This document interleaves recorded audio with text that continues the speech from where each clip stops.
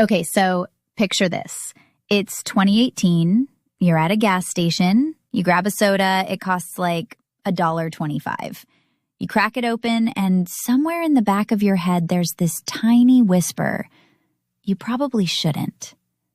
And you drink it anyway, but the guilt is just there. Now, fast forward to 2025. Same basic drink, carbonated water, sweetener, some flavoring, but the can is this gorgeous muted coral. It costs $3. It's in the hand of a creator whose caption reads, and I'm not making this up, finally a soda that loves me back. And people are buying it, posting it, building personality around it. The drink didn't change that much. So what did? That question is the whole episode. And my answer is, the story changed.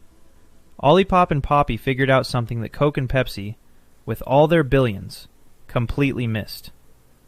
I call it the permission gap. Here's the setup. For decades, Western health culture hammered one message into us. Soda is the enemy. Empty calories, liquid sugar, slowly killing you while you enjoy it. And that message worked. It landed. So every time someone reached for a regular soda, there was a microdose of shame attached to it. That shame is a market gap, a desire with a roadblock in front of it. And what these two brands did wasn't invent a new drink. They sold the antidote to the guilt. And I want to make this viscerally real because I have lived this. I genuinely love soda. The bubbles, the sweetness, all of it. But I went through years where ordering a Coke at a restaurant felt like a confession. Like, should I get sparkling water? Is the server judging me? That's not rational, but it is real. And then I pick up an Olipop that says, plant fiber, botanical extracts, supports digestive health. And suddenly, I'm not having a guilty pleasure. I'm making a wellness choice. The psychological transaction is completely different. The product is honestly not that different. Exactly. And as a transferable framework, this works in any category. Find the shame in your market, the thing people want but feel vaguely bad about, and build your entire product narrative around dissolving that shame. You didn't create the desire, you just cleared the road. But here's where it gets more interesting. Because Olipop and Poppi didn't stop at permission. Right, because removing shame is step one. Step two is turning the product into something people actively want to be seen holding. I call this the identity prop. Think about what goes into a what I eat in a day video. Your oat milk, your supplements, your farmer's market haul. Nobody puts a Diet Pepsi in that shot. Not because it's necessarily worse for you, but because it doesn't fit the character. A Poppi or Olipop does. It's a prop in the story of being intentional, health-forward, aesthetically coherent. The drink became a costume piece for someone's personal brand. And this is where I want to slow down, because I think people will miss how engineered this actually was. In a grocery store, you have time. On a phone screen, on TikTok, on Instagram, you have half a second. Those Poppi cans, the single bold saturated pastels, peach, cobalt, fuchsia, they were designed for the phone screen. They're thumbnail optimized. They pop against marble countertops and white bed sheets and yoga mats.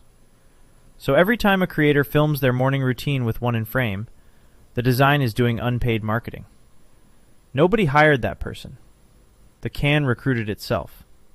And Olipop operationalized this at scale. They maintain over 1,400 active creator codes, not celebrities, creators, across micro, mid-tier, and major accounts. And here's the number that really got me. Micro creators, people with under 10,000 followers, started at just 3% of creator-driven sales. They now account for roughly 20%. Because a creator with 8,000 deeply engaged followers in the gut health space, when they recommend something, their audience believes them at a cellular level. That specific trust converts.